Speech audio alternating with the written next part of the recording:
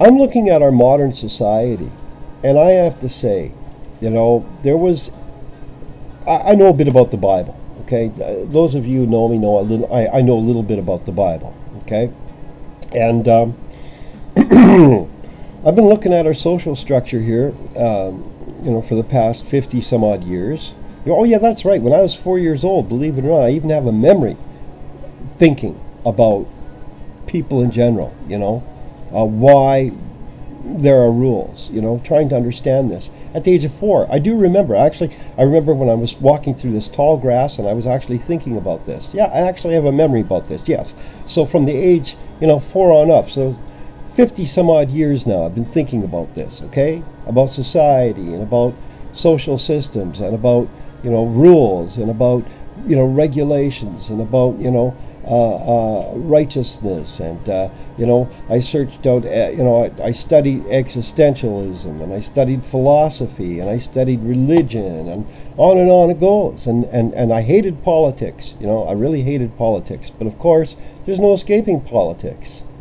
We're part of it, whether we like it or not. There are politics involved in our social systems, and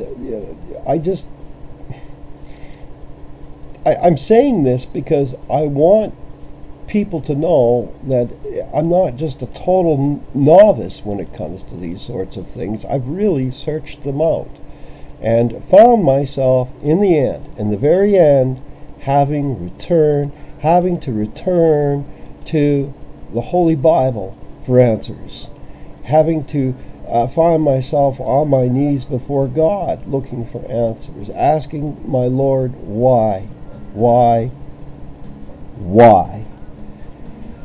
And because I want to see women with smiles on their faces.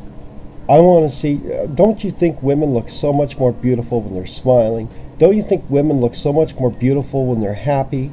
Don't you think women look so much more attractive, when they're pleased?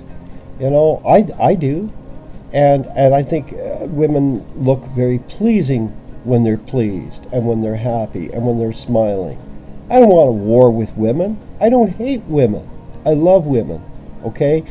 They are the ones that give birth to our children. And I always remember that. And I try to respect them for that. And my father raised me to respect women for that reason. But women do a lot of disrespectful things. Women are very disrespectful creatures. And, as I grew older, I began to question why this is so. Well, anybody who's really examined this understands why this is so.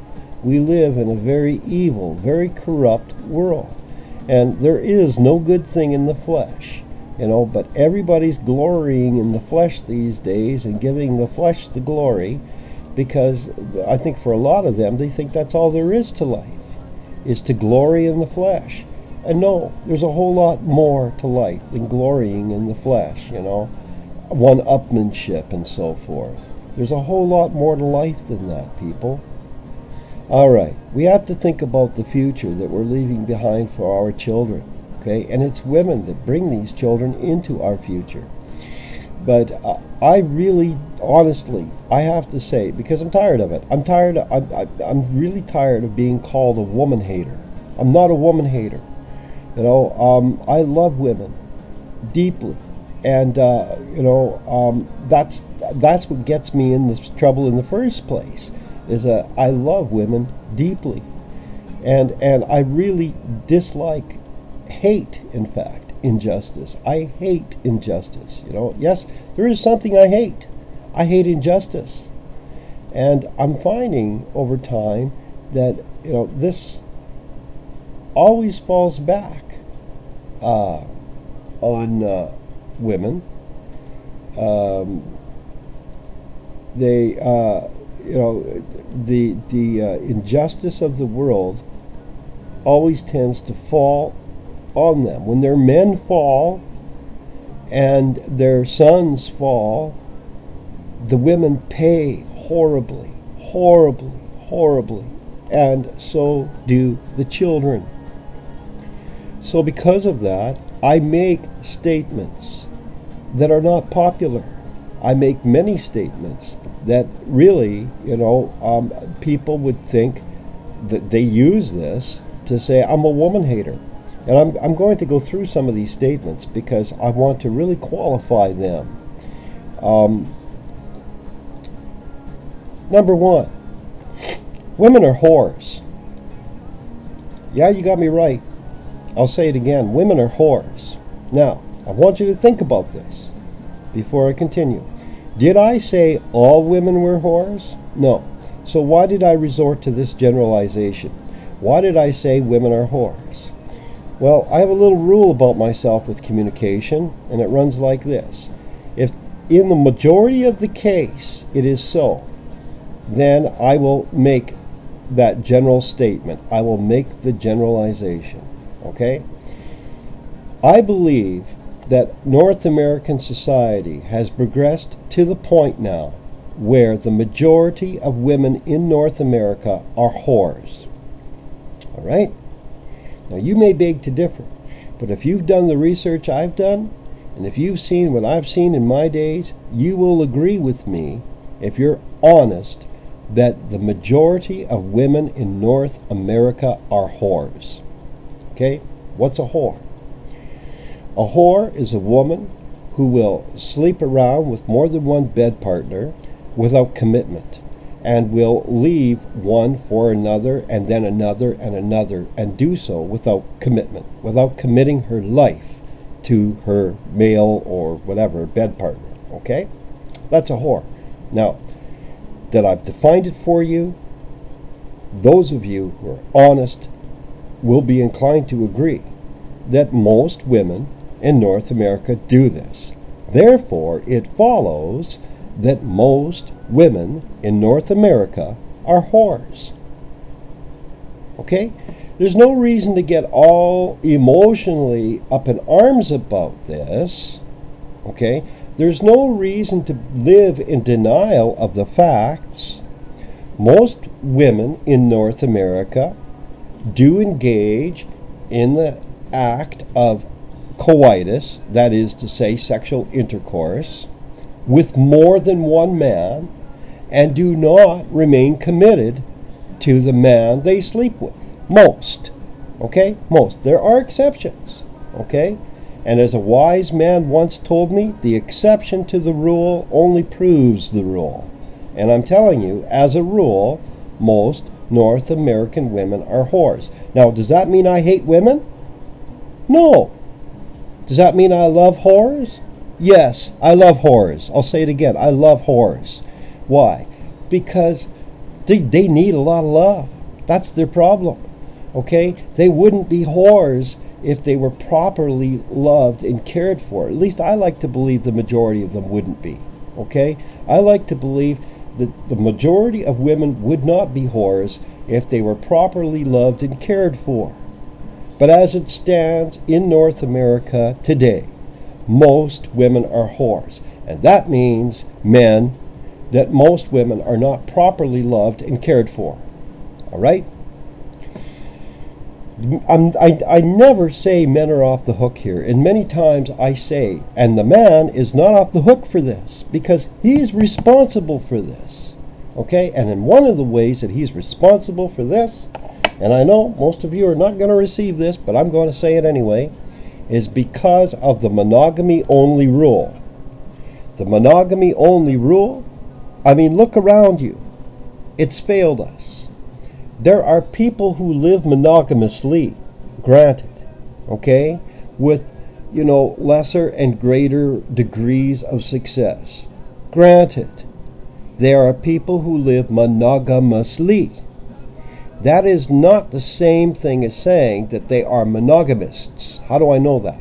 Because a true monogamist, in the truest, purest definition, is someone who has only known one sexual partner during the course of their entire lifetime until the day they die.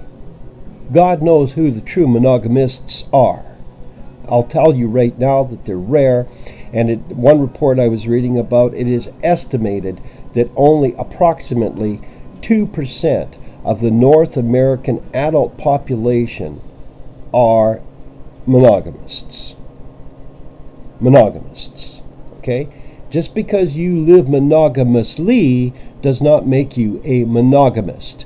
Because you can live monogamously for 10 years with somebody and move on to another person and then live monogamously with them. They have a term for that. It's called serial monogamy. But actually it's polygamy. It's still polygamy. It's just a form of polygamy, this so-called serial monogamy. And in a way, because it's serial monogamy, it kind of can lend itself very quickly to serial polygamy. Neither option, is a good, healthy option in my view. But let's be honest, the time for North Americans is upon us for emotional honesty, to call a thing what it is. And the reality of the situation is that most of us, the majority of us in North America, we are polygamists, not monogamists. I would challenge the men out there to tell me that they've only known one sexual partner in their entire lifetime. And truthfully declare it before God that they really have only known one sexual partner in their entire lifetime. I would say congratulations for living monogamously. Good for you. I hope it works for you. I hope God richly blesses you. I hope, for your sake, that you were designed to do that. Because I believe some people are, okay? But I don't believe it's the standard for the majority. And I don't believe it's God's standard for the majority, okay? And I have my reasons for that. But does all of this make me a woman hater? No, I don't think it makes me a woman hater. I mean, I've got names for men too, okay? And when we get down to the ad hominem thing, okay, for those of you who actually take credence in the Holy Bible as I do, there's a place for ad hominems. There's a place for names, okay? Jesus called the Pharisees snakes, vipers, serpents, etc., etc., etc., okay? And I know I can hear, some people in the so-called Christian group say, yeah, but you're not God. Jesus can call them that, right? Because he's God, but you're not God. Well, then don't tell me that I'm supposed to follow Christ's example, and don't tell me that I should ask myself, what would Jesus do? Because that's foolish. If I'm supposed to follow Christ's example and ask myself, what would Jesus do? And do the things that Jesus would do, hello? Then that means I should call a spade, and I should be able to call a serpent, and I should be able to call a dog, and I should be able to call a whore. All right. And yes, sadly, in North America society today, that's Canada, United States, and Mexico. We're all Americans, by the way. We all live in North America. Hello? We're all Americans. No sense beating yourself on the chest and bragging that you're an American. We're all North Americans. I would say, yeah, the majority of the men in North America today are dogs. Okay, they're dogs. Now, what do I mean by that statement? Well, quite frankly, a dog basically will mount a female dog, otherwise known as a bitch. I believe that's what a female dog is called. And he will breed that bitch, okay, and make puppies with that bitch. But that's the extent of his commitment to that bitch, okay? And once he's done his business, he moves on. I would say that men in North America today are mostly like this, okay? Therefore, they are dogs, okay? They're dogs, All right, most men are like this. Okay, and I don't shrink from the fact that there is a female version of a dog who basically she will breed with more than one dog, even at a time. Okay, and she will make puppies with more than one dog at a time. Okay, this is standard of bitches.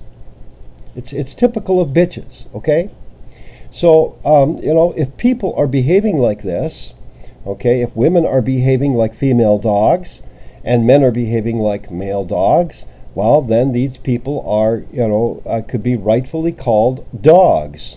Okay, and so I don't believe that Christ was wrong to call some people dogs. And I don't think it's wrong for me to call some people dogs, and neither do I think it's wrong for me to call certain two-legged female varieties what they are. Does that make me a woman hater? I don't believe so. Just because there are women out there that are bitches, that doesn't mean that I'm a woman hater.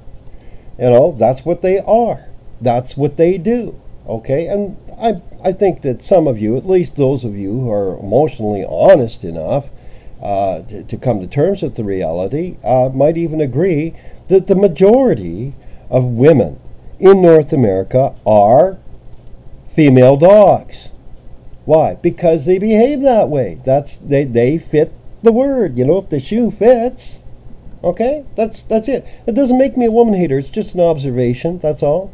Just an observation that most women do behave this way in North America. We can get to the reasons why they do in another presentation. I will certainly get into that. I have no problem addressing the reasons why that is, or the reasons why most men are dogs, because they are. Okay, it's just that I don't want people to misunderstand my statements. I'm very clear about these things. I know why I say them. I'm not saying them just to incite hatred or be hard on the fairer gender. That's not it at all. That's not my intent at all. But I do make them sometimes for the shock value, because we need to see how far we've strayed. We need to really see what's gone on here, okay? Because the world is full of dogs. And we wonder why. We wonder why all these horrible things are happening in the news, and why we're bringing these curses on our own heads here, people. And the structure, even our legal structure, is a mess. It's a total disaster. And it's a total disaster because we are all going our own way. Every man and every woman is just doing what is right in their own eyes. And we're not looking at the bigger picture. We're not looking at how this impacts our children. Okay? Anyway, that is another example, that I've used where people will say, well, you're a woman hater. No, I'm not a woman hater. Look, allow me to share with you the parable of the porcupine. Okay? Little boy gets himself a puppy, and he loves that puppy. I mean, he takes that puppy to bed, and in the daytime he runs with that puppy, and he feeds that puppy, and he pets that puppy, and he just, oh my goodness, that puppy is his life. And one day, a porcupine off in the horizon is wandering through the grass, and the little puppy goes ruff, ruff, ruff, and starts chasing after the porcupine, and the little boy runs after the puppy and scolds the puppy and scoops up the puppy and tells that puppy, no, no, no, no, no, puppy, you don't chase that porcupine. Alas, one day the puppy doesn't listen to the little boy, and the puppy gets a nose full of quills. Now, these quills have to be removed. They are hurting the puppy. In fact, if those quills are not removed from the snout of that puppy will die. His mouth is all quilled together, stapled together with quills. He won't be able to eat. They will fester, they will infect, and eventually that puppy will die in torment and agony. This is what I am trying to do, people. I am trying to remove the quills from your snouts. I am trying to tell you, please, don't chase after those porcupines. I am trying to help you help yourselves, because I have lived over half a century now, and I have seen a lot of things. And I know what hurts women and children. I know what hurts men, and I know what hurts society as a whole. And I'll tell you, living like dogs is unwise. Living like dogs is unwise. Women who live like dogs, okay, women who choose to be bitches are going to have miserable lives. Men who choose to live like dogs, jumping from bitch to bitch, are going to have miserable lives. And worst of all, the children suffer the most for it. I'm not a woman hater. I'm just calling a spade a spade. I'm not a woman hater. I love women. I love them deeply, dearly. In fact, so much that I'm prepared to take on 3 or 4 wives. If there are some women that are decent enough and moral enough to step up to the plate. But I don't think there are. I don't think there are many. And so, as a result, I have one wife, and she's a good wife. Okay? Oh yeah, she's got her faults. She's got her faults. Okay? But I can be thankful that she's not a whore. I can be thankful that she's not a dog. I can be thankful that she takes good care of my children. She helps me take care of my children. I also take care of my children. But I love her very much. And I also love the wife of my youth very much. But I'm not a woman hater. I'm just explaining that North American women today are in a lot of trouble. And as a result of behaviors that they have chosen, and as a result of the very structure of our current day system,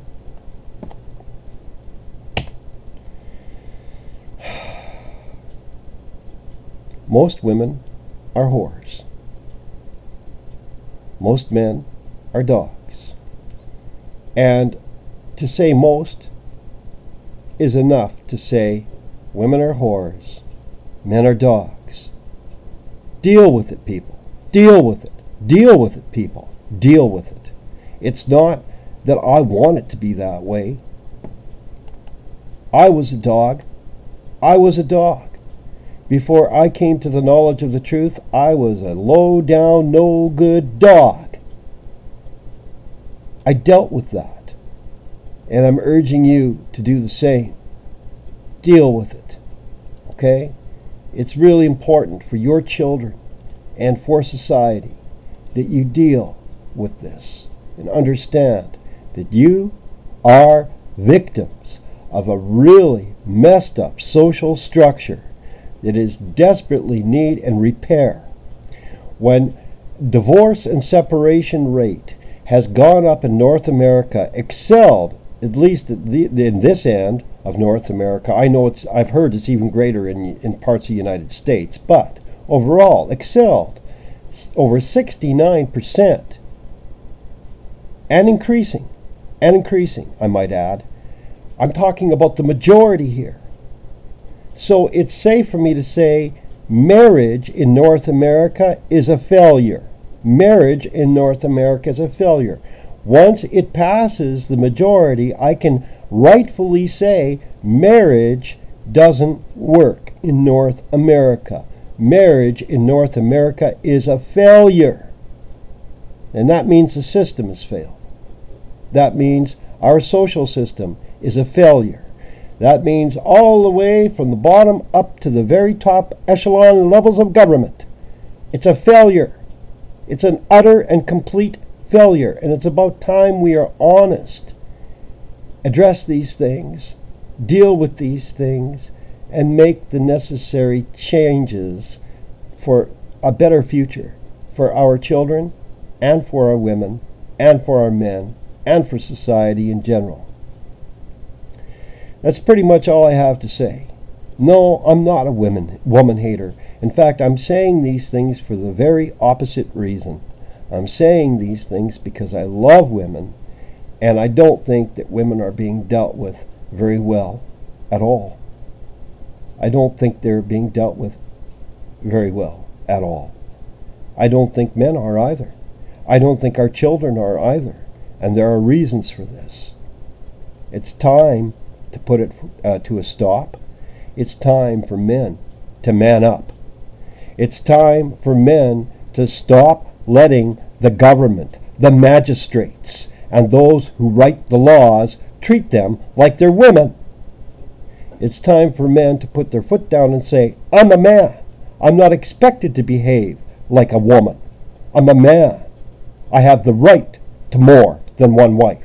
I'm a man, not a woman. There you go. God bless you, and thank you for listening. I hope that some of you gleaned something from this non-video audio presentation. God bless you.